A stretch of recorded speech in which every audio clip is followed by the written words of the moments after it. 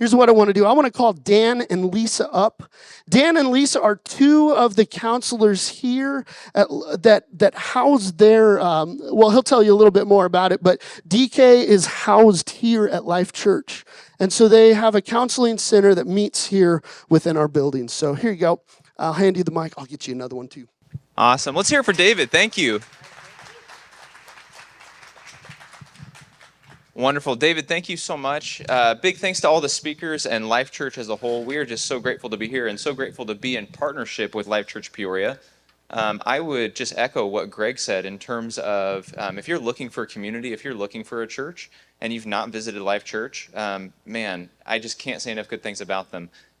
They've been a tremendous support and blessing to us and so many others. So I would highly encourage you to check them out. So I'm Dan. This is my wonderful friend and colleague, Lisa Crist, and we were part of a counseling practice that partners with Life Church Peoria. And as a result of the partnership, we actually office out of this building. And so a couple things. I really had a lot of fun with the blindfold game. So if you guys feel like this presentation would be better if Lisa were blindfolded, then I'm happy to go there, okay? Oh. It will come off. All right. Also, please keep this in mind. Throughout our presentation, if you do not like our PowerPoint slide, just remember that Lisa is responsible for that, okay? But if you do like the slides, then I'm responsible, okay? I also forgot the clicker. Good. So who's having a hard time now? All right, let's talk about trauma. It's not something that we often talk about. At least it's not something that we often have open conversations about. So let's take a minute to just talk a bit about it. Okay, so as we talk about it, we'd just like to welcome you to our presentation on the neurobiology of the prefrontal cortex, okay? Just kidding, okay? We won't put you through that. That's not what this is, right? We recognize that trauma is very complicated, it's very complex, and so really we're just going to kind of scratch the surface a bit today, and our hope is to provide some encouragement and just a bit of a fresh perspective as it pertains to all things trauma. Okay, so Lisa was kind enough to Google trauma in the brain, and Google supplied us with 454 million search results, okay? So and I looked at all of them. Yeah, no, she did not, okay? Well, Lisa has a problem with dishonesty. We'll talk about that later, okay? So all that to say, it's very complex. There's a lot of information out here. So this talk is just intended to give a bit of information, just kind of surface level, but we want to bring some encouragement. Okay, so what is trauma? I think it's a fair question to ask, and we'll start there, okay? When we Google, if you Google trauma, it'll say a deeply distressing or disturbing experience. That's fair. It's fairly simple, right? In the work that I've done and the people that I've worked with who've experienced trauma, or even when I've experienced trauma, my definition is, like, this is how I categorize something as being traumatic. When one's ability to cope or deal with something is simply overwhelmed. Like, I don't have the capacity to deal with this. Oftentimes, that leads me to an indication that something might be traumatic, okay? Trauma is also subjective. Does everyone in the room know what this word subjective means? Okay, just to be clear, there's a little hint up there. It says subjective/personal. So this idea that trauma is subjective, it means that trauma actually is dependent upon the perception, right, and the perspective of the individual. So Lisa and I might go through the same situation, and that might be bothersome or extremely bothersome to me, and it could be less so for her, right? But that just comes down to the individual experience of the individual. But also we want to recognize that another thing that can influence someone's perception of trauma is past experience and temperament. So it's very complicated, and we want to be sensitive to that in moving forward, even as we seek to help each other. So I want to read you guys just a little excerpt that I took from the University of CU, Boulder. Here's what they have to say about the subjectivity of trauma. One of the reasons trauma can be hard to define is because it is subjective by nature. It's not always the circumstances of an event that determine whether or not it's traumatic for a person. Instead, it's important to look at the subjective emotional experience a person had in that moment. The more helpless, overwhelmed, out of control, or scared a person feels during an event, the more likely it is to be traumatic. It's also important to remember that while trauma is often associated with events that threaten our lives or safety, something can be traumatic even if it doesn't involve physical harm. And I would add to that, something can be traumatic even if we experience others who are experiencing trauma. So at times, if we see someone else who's in deep distress, we can be traumatized as a result. And we call that vicarious trauma. And that can also be very confusing and challenging to navigate. So, Lisa, why don't you share with us a bit about what happens in the brain biologically when trauma occurs? Thanks, Dan. I think it's really important to understand that there are actually things going on in your brain that create issues. Okay, so it's not just it's not a I can't figure it out issue. It is a brain issue. So in normal brain activity, and you can see our little brain, our little slide here that has all where everything is happening in the brain. It's always moving. There's always things happening. And your brain has this process where it decides what it's going to keep and what it's going to get rid of. We call that neural cropping. So at the end of the day, your brain's kind of like running through and it's like, all right, do I need to remember what color shoes Dan had on? No. And so it decides to get rid of it. And so it's always moving. And so that's during normal processing. But when something traumatic happens, when the brain perceives, and notice I said perceives. It perceives that something is dangerous, that there is something happening that requires it to do something different. All of that processing stops, and the brain will take a snapshot of it to come back to later, because its responsibility now is to keep you alive.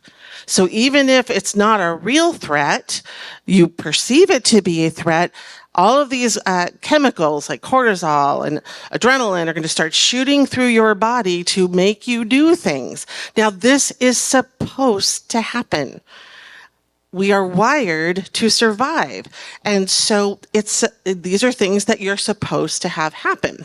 All right. I instead of just me talking about this, I thought it was a better idea for us to illustrate what it looks like when the brain experiences trauma. So we're going to show you a little thing. So we need some audience participation here. So I believe we already have our volunteer pre-selected. All right. So Landon, there you are. okay. Let's hear it for Landon. So he's already selected. All right. All right. All right, Landon. So we are going to demonstrate for you exactly what it looks like when the brain is traumatized. And we're also going to show you what doesn't happen when some scary thing or some horrible trauma happens. All right. We're going to show you what it doesn't do, and then we're going to show you what it does do. All right. So. All right. Enter skit. All right. Scene. Lisa, what are you doing after this cool summit? Well, I'm going to be kind of hungry. So you want to go get lunch? Oh, I'd love that. Thanks so much for asking. Where do you want to go? Well, I don't know about you, but I like me some hot dogs. Oh. How about Portillo's? Well, that sounds nasty.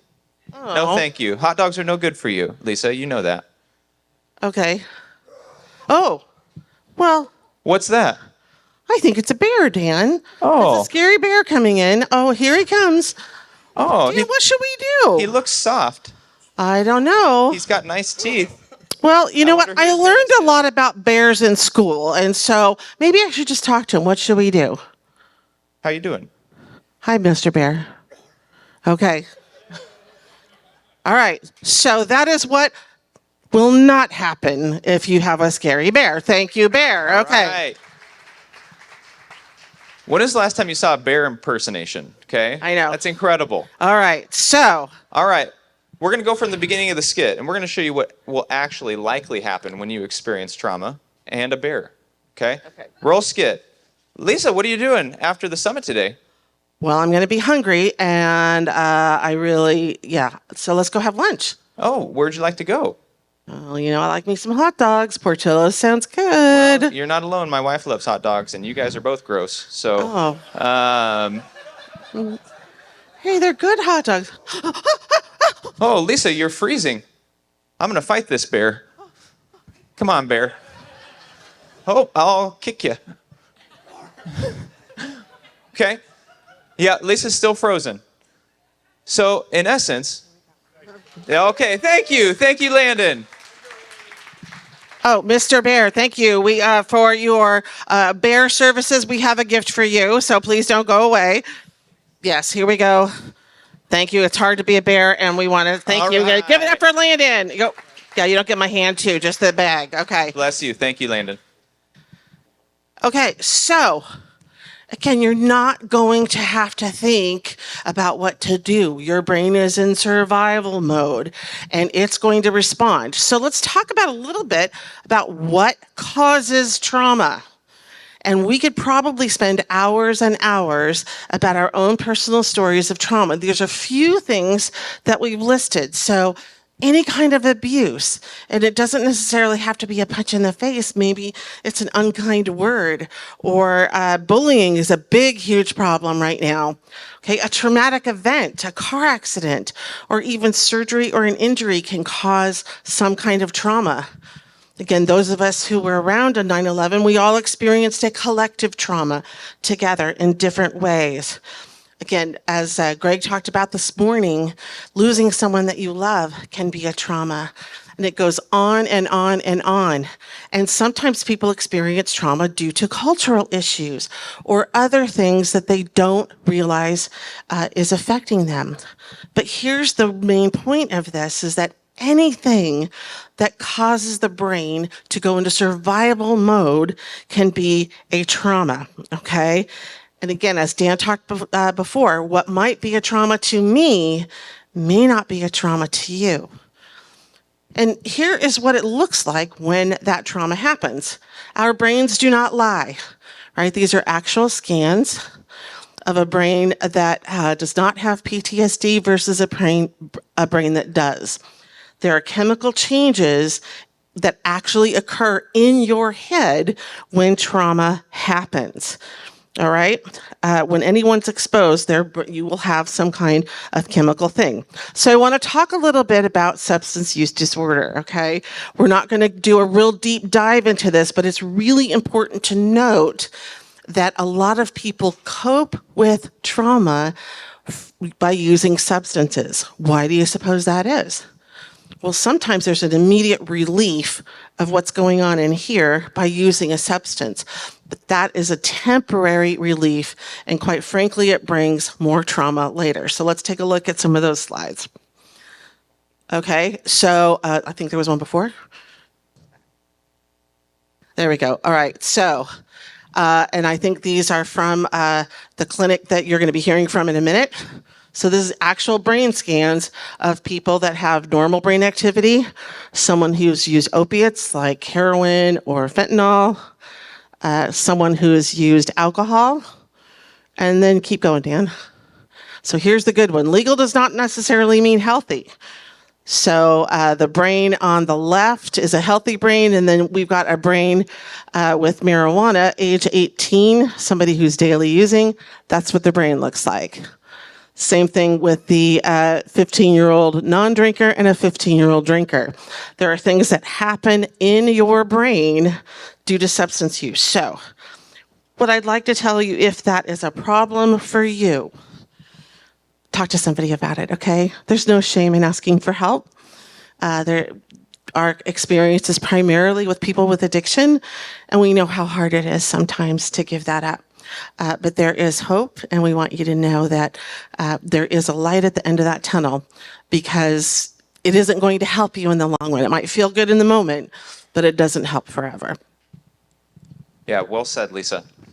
So as we think about some of that, let's look at some of the possible symptoms of trauma. Like, how would I know if someone has been traumatized or if someone is suffering from a degree of trauma? So this is not like a comprehensive list, right? This is just a number of things that could potentially happen.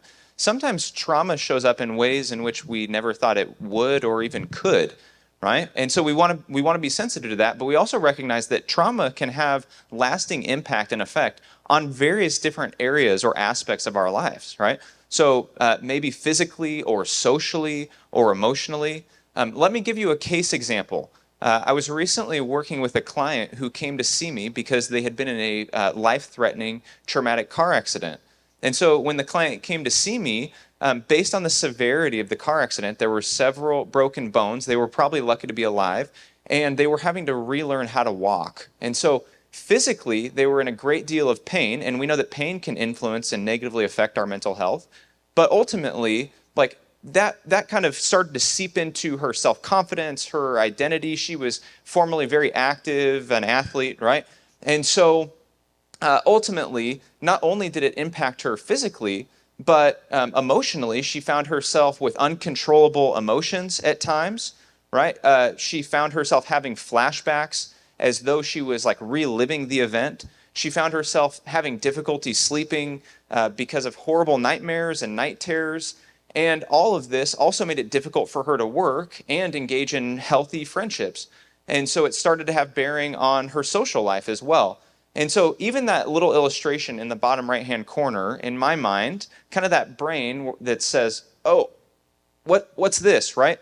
I think oftentimes that's a very good illustration of a traumatized brain, right? Oftentimes the brain doesn't know what to do with what it's experiencing, and sometimes that can manifest in a variety of different ways.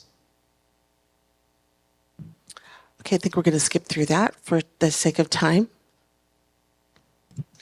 Okay, so let's talk about this. I think it's fair that we ask ourselves this question, right? As this is a parent and teen mental health summit, what is the difference between a teen brain and an adult brain? Is there a difference? And why should we talk about that? So what's the situation with the Big 25? Do I have any guesses why we might have highlighted this number? 25. Yes, sir, you in the front. Brilliant. Yes. He said it might be an indicator of age. That is 100% true. So 25 is the age in which the brain fully matures and develops. Okay? Let me read you this. This is an excerpt from an article that was put out by the University of Rochester Medical Center. It says, adults think with the prefrontal cortex, which is the brain's rational part. This is the part of the brain that responds to situations with good judgment and an awareness of long-term consequences. Teens, however, process information with the amygdala. This is the emotional part in a teen's brain. The connections between the emotional part of the brain and the decision-making center are still developing throughout adolescence, and not always at the same rate. So the rational part of a teen's brain isn't fully developed and won't be until the age of about 25 or so. So do you know how I know this is true? Is because I was once 17, believe it or not, right? And let me bring you back in time a little bit, right? So when I was 17, I developed an affinity for fast cars, right? And I thought, hey, I'll get a job, I'll save my money, and I'll invest. And that's exactly what I did. And so I got a Ford Mustang when I was 17. And I was coming from, those of you who know anything about cars, I was coming from a Geo Metro, okay? So that's a stretch, right? So 3 cylinders to 8 cylinders. Anyways, all that to say, I felt like the king of the castle when I was in this Mustang, and it felt good. I tell you what, it was incredible. Still love cars today. I love them in a different way now. I love them in a much more responsible way now, okay?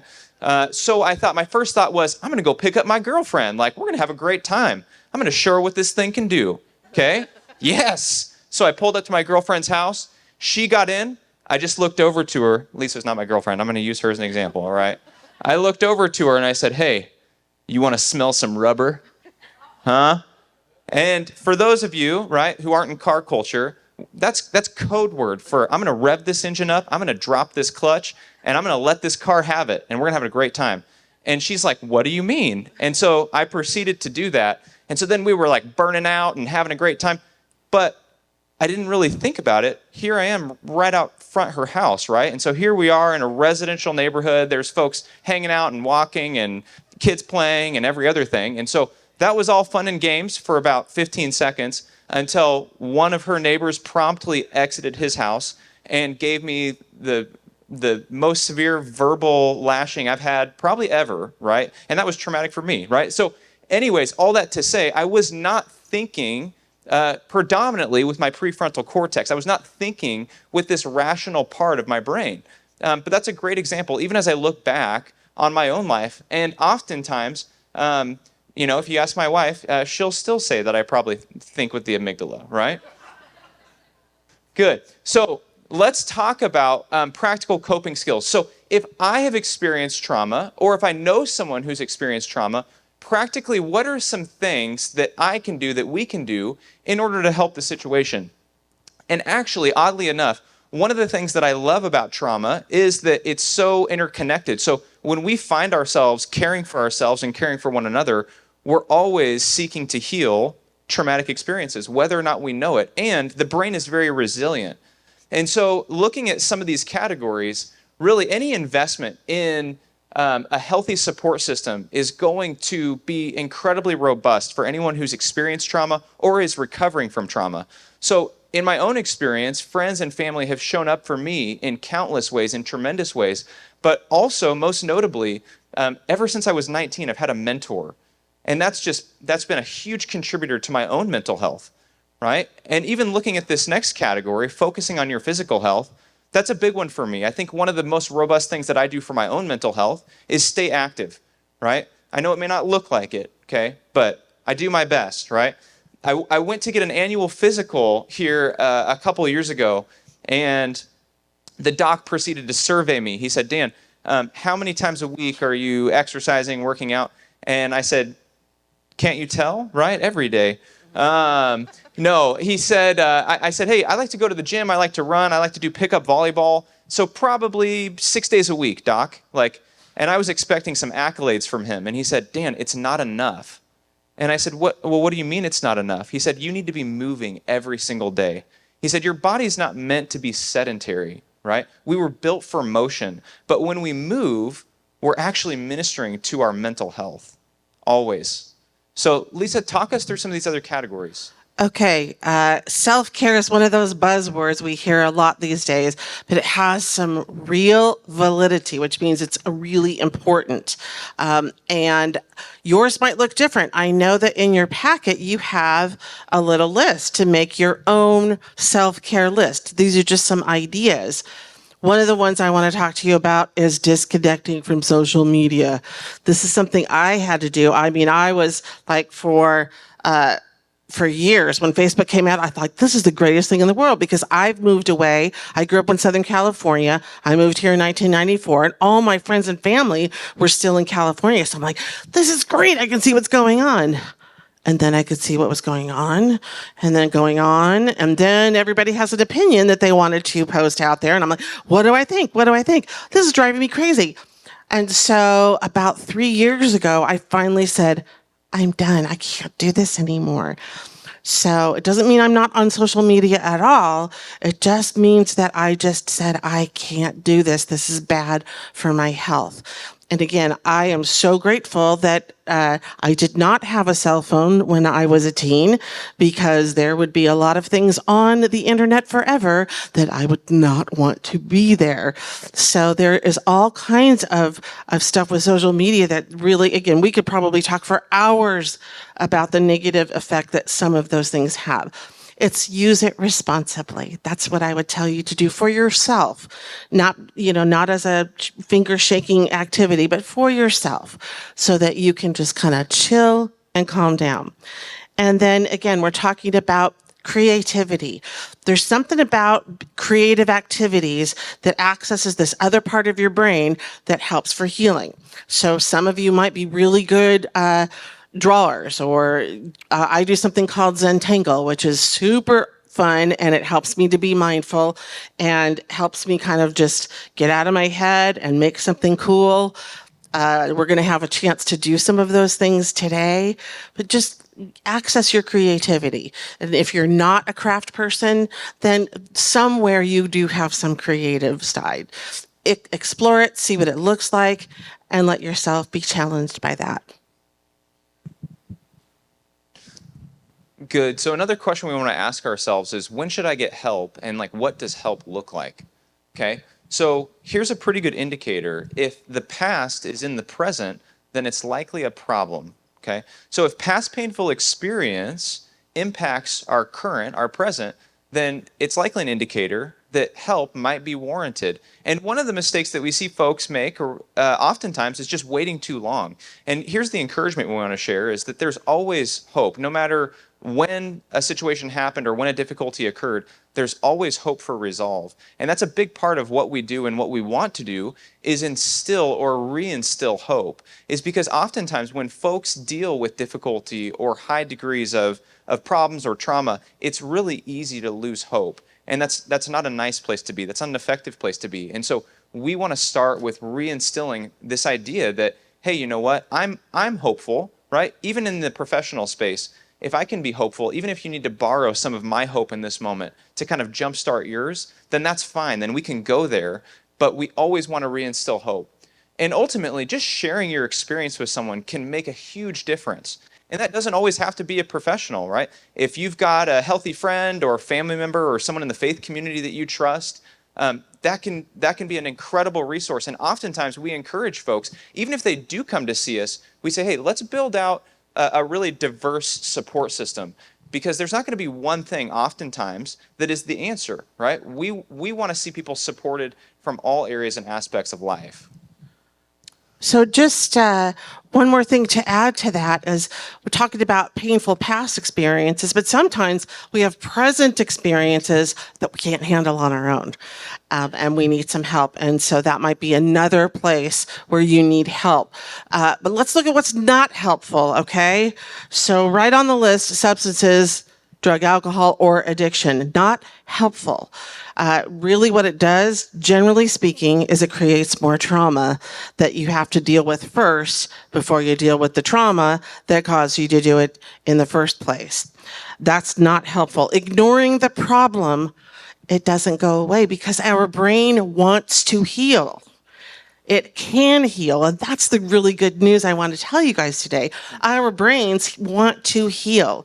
They can heal themselves because that's how they're created. So ignoring the problem isn't going to make it go away. Those of you parents probably know that you've been trying to get rid of a situation and it's not gone. So ignoring it does not help. Minimizing the issue. I love how Greg said that. Mine's not as bad as yours. And yet, his friend who had significant loss wept with him. It's not that big of a deal. Sometimes that's a coping skill we use in the moment to manage, but it is not helpful long term. And then telling yourself or others to just get over it. Okay, get over it because it's really hurtful sometimes to hear that if you're in pain. And so you'll try to tell yourself, nope, I'm just gonna get over it. It's fine. And some of us in the faith community will use things like, well, I'm just gonna give it to God and he'll take care of it. I always like that joke that I heard a long time ago where a guy is in the flood and he gets, praying, well, God's gonna save me, God's gonna save me. He passes up a boat, a raft, and a helicopter, and he doesn't make it. He gets to heaven and they say, God, what happened to you? He goes, dude, I sent you a raft. I sent you a boat. I sent you a helicopter. Okay? So he will give us tools sometimes that we need to use to help to heal. Yeah, and just a few things in closing that we wanted to just encourage you guys with. Like, oftentimes this is not like a you problem, right? This is a biological, brain issue. And so these things can be very complex, and oftentimes we want to avoid blaming ourselves for these things or taking ownership of something or saying, hey, this is my fault, right? Oftentimes, trauma occurs in such a way that it's unforeseen and it manifests in ways that we don't even understand or feel like we have control over at times. And so, again, we really just want to highlight this idea that this is a natural biological response. And we always encourage folks, hey, as a first step, let's establish some healthy routine. A healthy routine goes a really long way, and we really value that, even in caring for ourselves. And so you can also do very simple things, right? Even as Greg was talking about, maybe even pulling out a journal and just kind of journaling and processing as a place to start. Even if some of this seems like it's, oh my gosh, it's so much, where do I start? Even smaller tools like that can be a really healthy and good outlet. And ultimately, if you know someone who's experienced trauma or someone who's hurting, or if that's you, we would just encourage you to be patient, right? Be patient with yourself, be patient with others, because while the brain is robust and resilient, these things do take time, and we just want to recognize that.